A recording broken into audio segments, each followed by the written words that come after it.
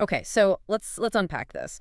Have you ever felt like, well, like you're reacting to a mildly stressful email the exact same way a wild animal reacts to a predator, Oh, yeah. right? Like your boss asks for a quick update on a Tuesday afternoon, and suddenly your heart rate spikes, your breathing gets shallow, you get, tunnel vision. Yeah, it's intense. It is, and your brain is screaming that you are in literal mortal danger, but you aren't being chased by a bear. You're sitting in an ergonomic chair holding a lukewarm coffee, but your body is just preparing for war. Right.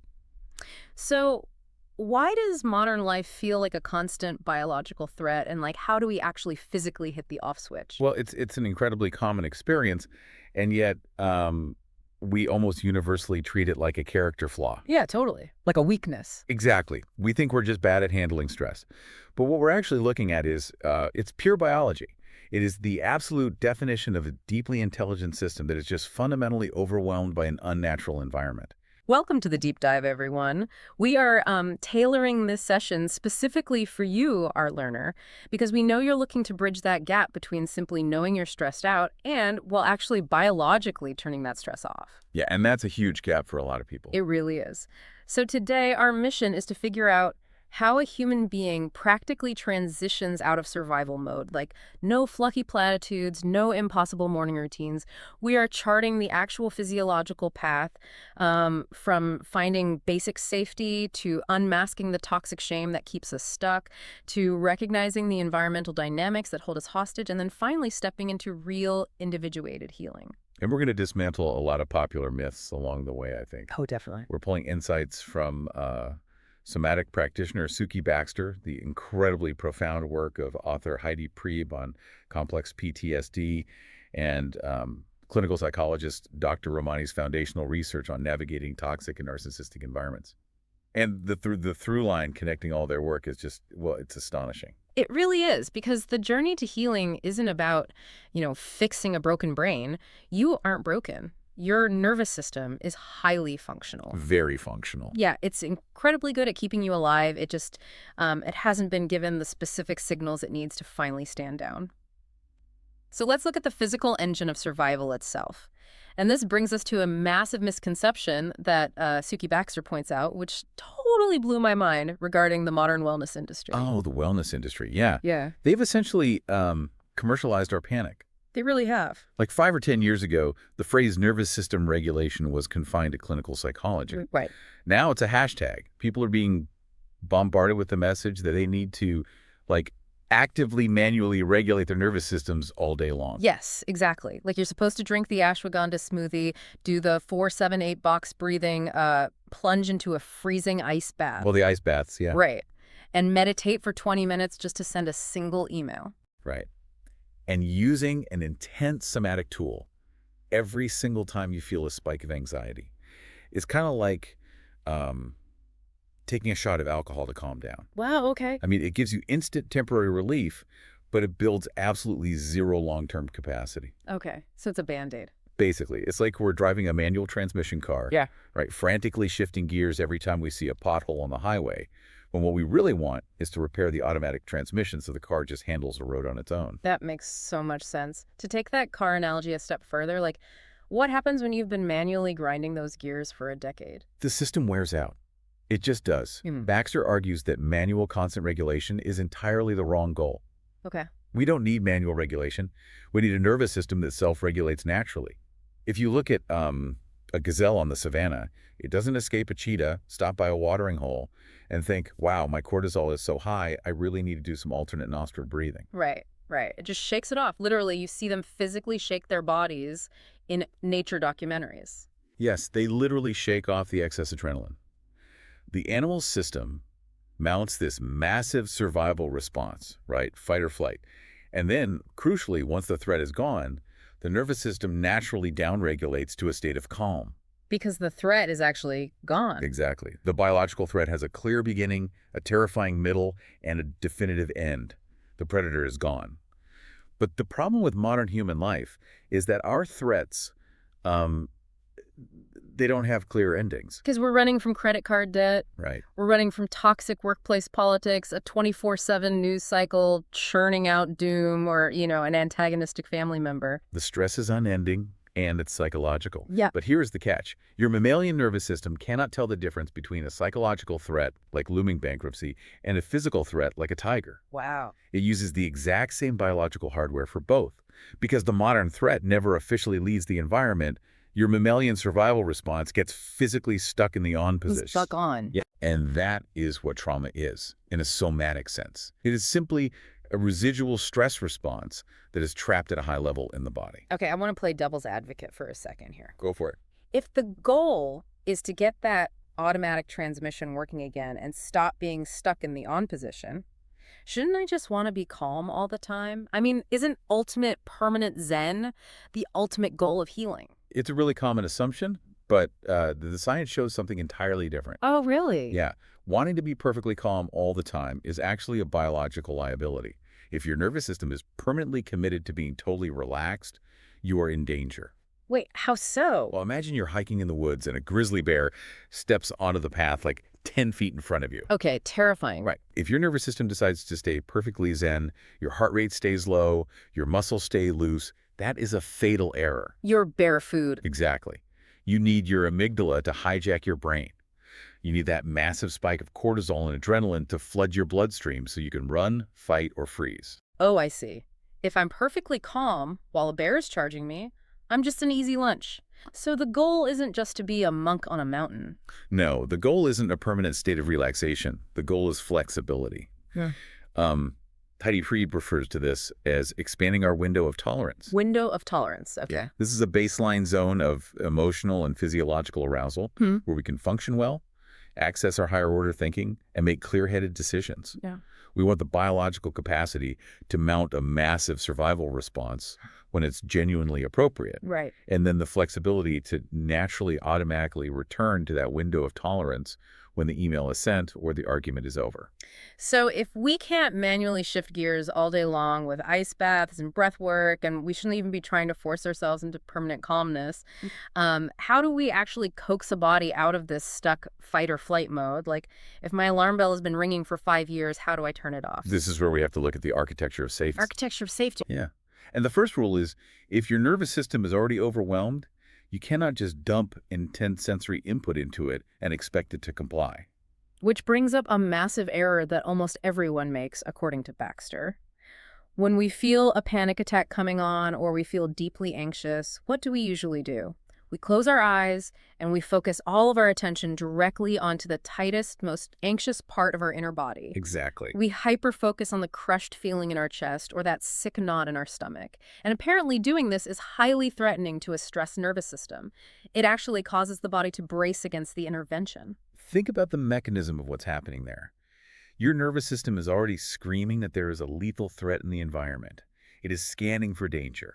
When you close your eyes and hyper-focus on your own internal alarm bell, like your racing heart, you are essentially overwhelming a system that is already maxed out. Oh, I get it. You're giving the brain a new target to fixate on, and it reads your intense internal focus as confirmation of danger. It thinks, the threat is inside me. Here's where it gets really interesting to me, listener. Starting your healing journey by doing deep, intense internal work, like staring right at your own panic, is like trying to put a heavy slate roof on a house before you've even poured the concrete foundation. It'll just collapse. The structure will collapse, yeah. You have to convince the primal body that the room is safe before you ask it to unlock the basement of your trauma. And the way you pour that concrete foundation is wildly simple, but biologically profound. You start entirely external. External, not internal. Right. You establish where you are in space. Yeah. Baxter calls this self-locating. Yeah. Before you try to fix your internal emotional state, you physically orient to the boundaries of your body and your physical environment. What does that look like mechanically? Just like looking around the room? Yes, but it's about what looking around the room does to your cranial nerves. Okay. When you are in fight or flight, your vision naturally narrows into tunnel vision to focus on the predator. Right, the bear. Exactly. By consciously looking around the room, letting your eyes slowly track the corners of the ceiling, the door frame, the chair you're sitting on, you engage your peripheral vision. Engaging peripheral vision physically tugs on the optic nerve, which communicates directly with the vagus nerve. The vagus nerve, that's like the main information highway of the parasympathetic nervous system, right? The rest and digest system. That's the one. When you slowly scan the room, you are manually sending a mechanical signal down the vagus nerve that forces the body to hit the brakes on adrenaline production. You're communicating in the only language the primal brain understands, which is physical safety. And there's a fascinating medical anecdote that illustrates why this physical boundary is so deeply tied to our psychology.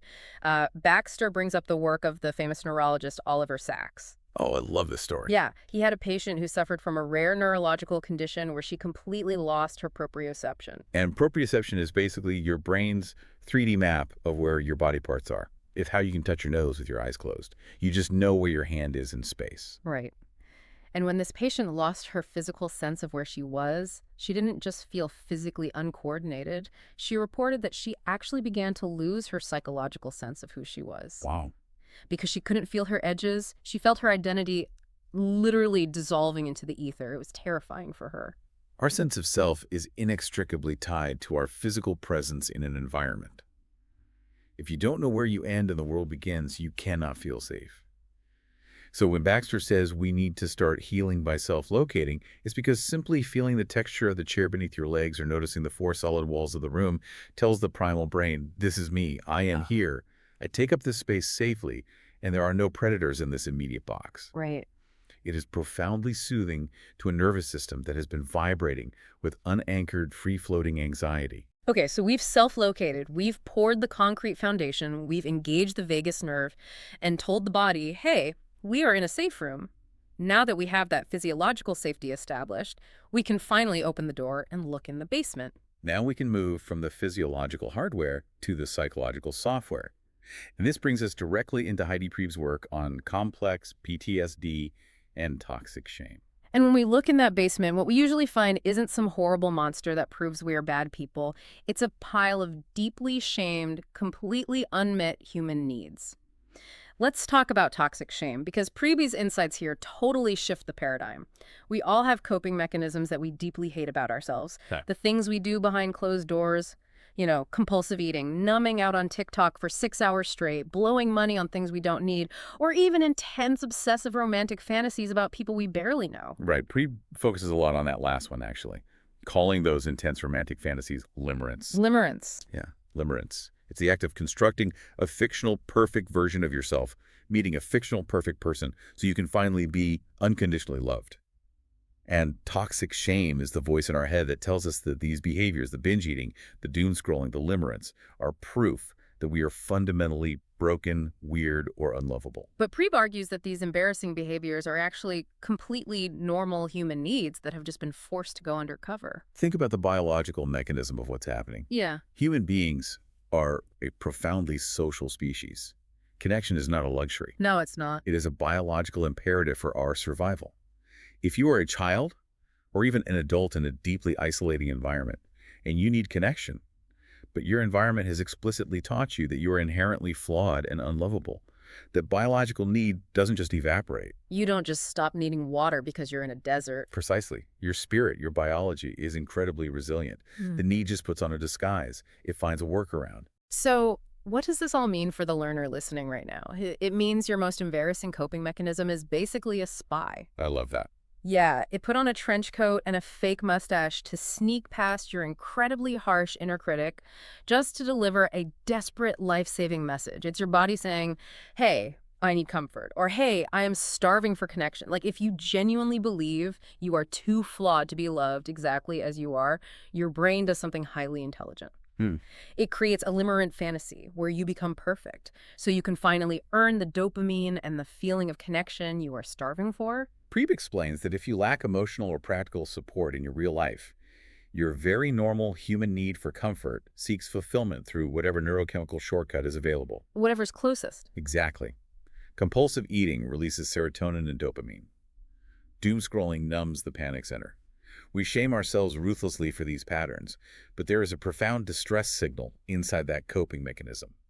It is your system desperately trying to keep you regulated and alive when you are starving for genuine care. Okay, I have to challenge Prieb on one of her core concepts here, though. She says feelings aren't a personal choice, they are emergent properties of our environments. I get that on a theoretical level, but where is the line between a biological reaction and just, avoiding personal responsibility? Like, Right. if I snap at my coworker because I'm stressed out, I can't just throw up my hands and say, hey, emergent properties of my environment, not my fault. That is a crucial distinction, and it's where people often misinterpret this work. When Preve says feelings aren't a choice, she is separating the feeling from the behavior. Okay. We often treat the internal sensation, the feeling of intense anger or sudden shame, as a moral failing. We say, I shouldn't feel this way, I'm a bad person for feeling jealous. Right, the guilt over the emotion itself, the weather, essentially. Exactly. Preve is suggesting that your body is intelligently designed to react to context. If you feel a surge of anger, that is an emergent property of your nervous system, perceiving a boundary violation and generating the energy to push it away. That makes sense. If you feel intense, paralyzing shame, it's your body's survival response to a past environment where being visible or different meant you would be ostracized or attacked. Hmm. The internal sensations, the heat in your face, the drop in your stomach, are not choices. Yeah. They are biological weather patterns generated by the environment. Ah, okay. So the weather isn't my fault, but whether I decide to drive recklessly in the rain is on me. Yes, exactly. You are entirely responsible for your behavior. Right. How you act on those feelings, whether you snap at your coworker or take a walk, that's your choice.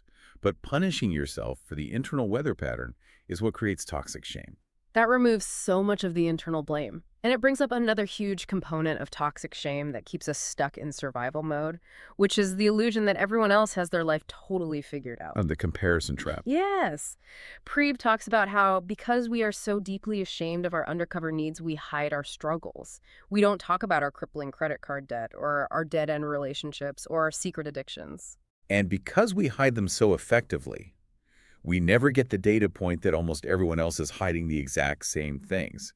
She uses the macroscopic example of societal structures, which I found fascinating. Yeah. We have entire national legal systems built around bankruptcy. We have massive multi-billion-dollar industries of couples counseling, divorce lawyers, and addiction rehabs. Why do those exist? Because everyone needs them. Because an enormous volume of human beings struggle with these exact things. She actually mentioned watching reality TV like 90 Day Fiancé and having this epiphany. She was like, oh, wow, so many people struggle intensely with fundamental communication and relationships. It's not just me being uniquely broken, which is funny, but so real. We double down on thinking our specific brand of dysfunction is an anomaly. Right. And that shame prevents us from connecting with others, which isolates us further, which makes us feel more uniquely broken. It's a brutal feedback loop. And this feedback loop fuels a deeply ingrained belief that is the hallmark of complex PTSD, which is the idea that we have to earn the right to rest or care about ourselves. Yeah. Yes. We construct this internal narrative. Once I fix my whole life, once I pay off my debt, once I finally stop binge eating and become the perfect, optimized version of myself, then I am allowed to rest. Then I am allowed to be loved. The I'll be worthy one trap. It's exhausting. It is. But Pree points out that the profound biological truth is the exact opposite. You cannot heal in a state of exhaustion and self-hatred. Right. A nervous system cannot rewire itself while it is being actively punished. Rest, kindness, and self-compassion aren't the rewards you get at the finish line when you're finally perfect.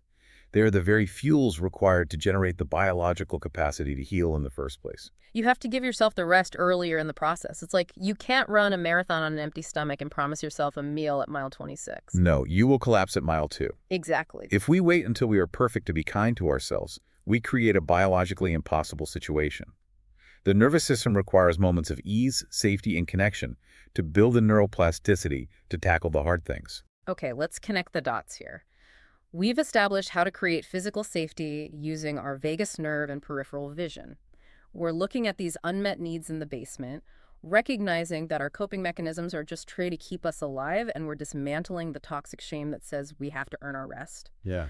But we have to ask the obvious historical question here. Like, why were these basic biological needs shamed into hiding in the first place? Why did we develop these vicious inner critics that demand perfection? That is the pivotal question that moves us from internal biology to external environment. And it brings us to Dr. Ramani's work. Okay.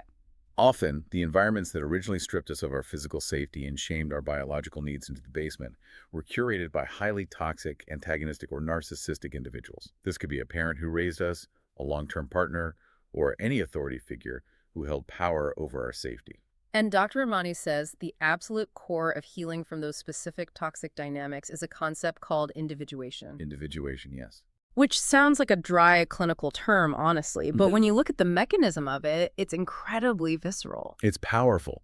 Individuation is the psychological and bodily recognition that there is a you that is fundamentally separate from others, and that being separate is entirely safe and okay. It's the realization that your thoughts, your hunger, your fatigue, and your preferences belong to you alone. Right, because in a healthy dynamic, individuation is completely natural. It's encouraged, even. Dr. Ramani gives this beautiful cinematic visual of a healthy childhood to explain it. The park analogy. Yes, the park analogy. Imagine a toddler running ahead of their parent in a park. They run 10 or 15 feet away, and then instinctively they stop and look back over their shoulder.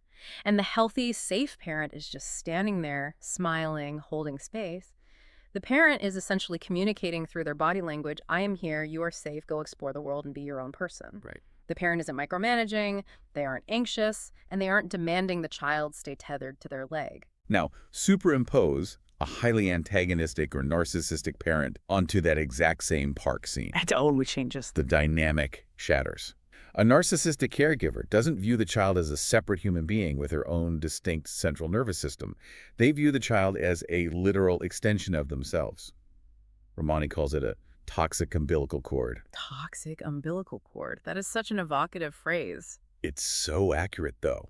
In that dynamic, the child having a separate identity, like wanting to run ahead in the park, developing their own interests, or even just expressing a negative emotion the parent doesn't share, is viewed as a profound threat to the narcissist's ego. Because to the narcissist, if you are separate, you might leave them. Or worse, you might not perfectly reflect their needs back to them. So the narcissist's implicit and sometimes explicit message is, if you try to be your own person, you will lose my love, my support, and your physical safety. Let's look at the biology of what that does to a child. A human child physically requires attachment to a caregiver to survive. If the caregiver makes attachment conditional on the child having no separate identity, the child's brain will intelligently choose survival. Obvious. It will wire its neural pathways to abandon itself.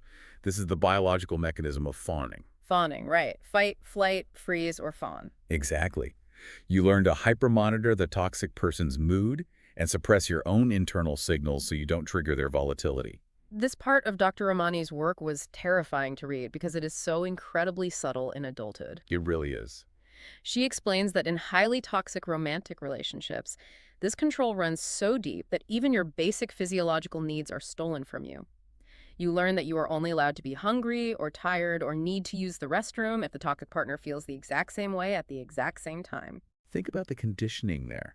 If you are on a road trip and your stomach growls because you are genuinely hungry, but your narcissistic partner isn't hungry, your hunger isn't treated as a biological fact. It is treated as an inconvenience, a character flaw, or an insult to their schedule. Wow. You are actively shamed for having a bodily need that differs from theirs. Over years of this, your nervous system adapts to the punishment. It literally severs the connection between your gut and your brain. You stop knowing when you are hungry.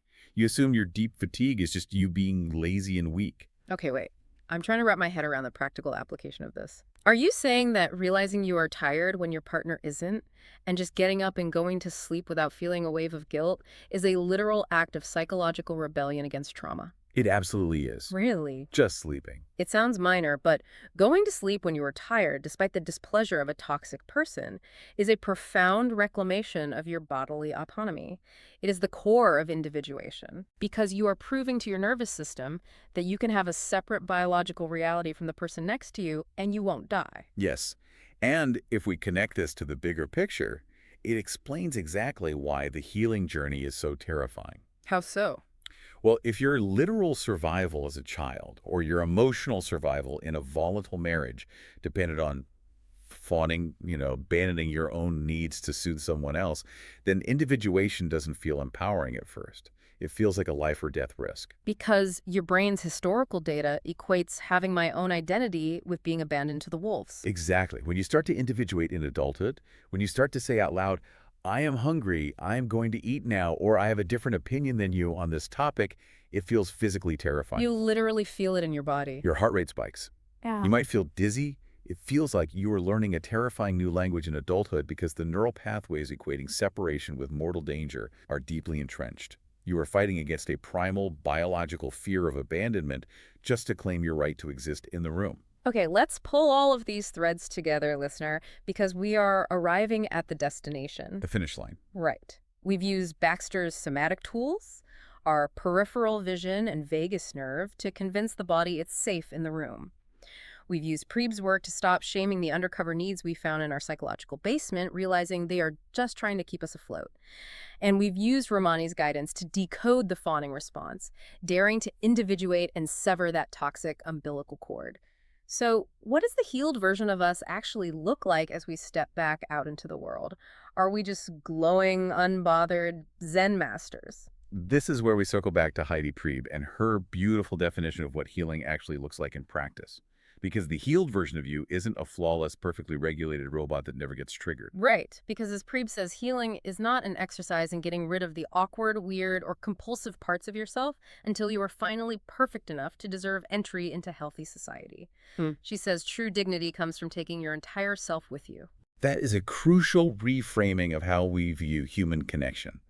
We are culturally conditioned to believe that perfectionism is the route to connection. Totally. We think, if I can just fix my nervous system, hide my debt, cure my limerence, and bury all my flaws, then healthy people will finally want to be around me.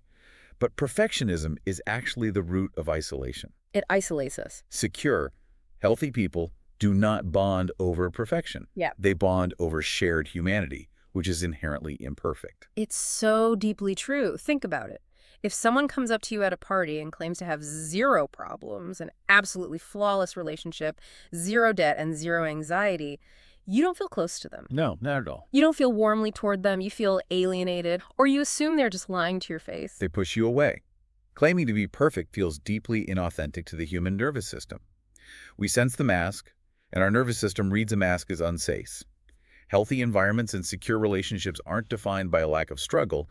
They are defined by how they respond to our struggles. They respond with compassion and curiosity, not the ruthless, disgusted judgment we've come to expect from our own inner critics or from the toxic people in our past. I have to bring up the anecdote Priebe shared at the nail salon because I want to connect it back to everything we talked about with the nervous system. That's such a great story. It perfectly encapsulates the shift. She talked about having immense toxic shame around her personal grooming. Specifically, as a stress response, she used to bite her nails down to the quick and then clumsily paint over them with cheap polish to hide the damage. Yeah. It was a massive source of secret shame for her. So one day, she decides to practice individuation. She dares to go to a professional nail salon. She sits down, puts her damaged hands on the table, and physically braces her nervous system for the ruthless, shaming judgment she expects from the technician. She is fully expecting her trauma history to repeat itself. Exactly. She is expecting the environment to say, you are broken and disgusting. And what happens? The nail technician picks up her hand, looks closely at the badly painted, bitten nails, and just giggles. But it wasn't a mean high school mean girls giggle. Priebe described it as an endearing, incredibly affectionate delight. The technician just smiled warmly and said, "Oh, sweetie, you just don't know how to paint your own nails." With total unbothered kindness. Yes. She wasn't horrified. She didn't recoil. She just gently took out the tools and helped her. She treated it not as a profound moral failing or proof of Priebe's unworthiness, but simply as a minor gap in knowledge, a skill to be learned. Think about what that giggle did to Priebe's nervous system in that moment. Oh, right. Her sympathetic nervous system was braced for an attack, heart racing, muscles tight. That warm, affectionate giggle was an external signal of safety. It engaged her vagus nerve just as powerfully as scanning the room would. It told her primal brain, the predator is not here. You are safe to let your guard down. That is amazing. That story is so powerful because it highlights the genuine attitude healthy people have toward others who are struggling. People with a healthy sense of self-compassion don't need to project disgust onto you to feel good about themselves. When you show them the messy, unpolished, embarrassing parts of your life, they don't recoil. That is such a beautiful, tangible image of what healing feels like in community. It means the people worth keeping in your life won't be horrified by your messy parts. And Preeb offers this amazing practical tool. If you cannot find that genuinely compassionate person in your life right now, like if you are still stuck in a toxic environment, you can imagine a future version of yourself. Oh, the visualization technique. Yeah, you can imagine the you from 5 or 10 years from now, fully healed, looking back at you in this exact moment with your bitten nails, your messy coping mechanisms, and your exhausted nervous system, and looking at you with that exact same affectionate, forgiving grace. It's a way of slowly, deliberately retraining the inner critic. Over time, as we internally practice letting in more of that spaciousness and grace, our nervous system slowly updates its historical data.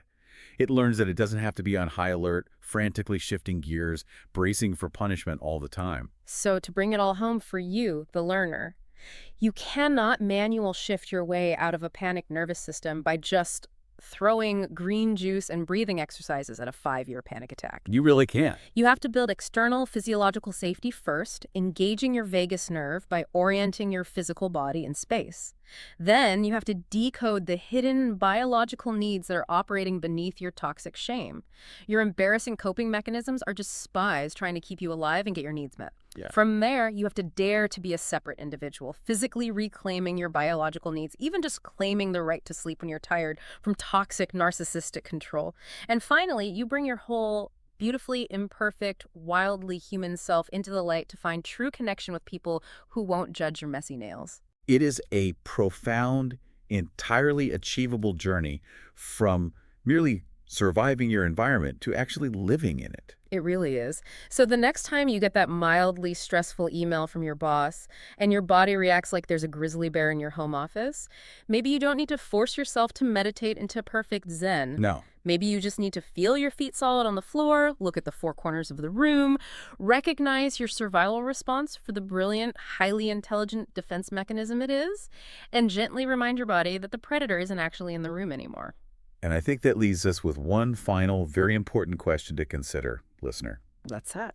If trauma is essentially an intelligent biological adaptation to a profoundly unhealthy environment, then the act of healing, of individuating, of rejecting the isolation of perfectionism, of prioritizing our own physiological safety, it isn't just a personal wellness journey. Right. It is an act of deep cultural defiance. By refusing to stay in survival mode, by claiming a right to rest and exist separately, are we simply healing ourselves, or are we actively dismantling the toxic systems that rely on our exhaustion, our fawning, and our shame to function?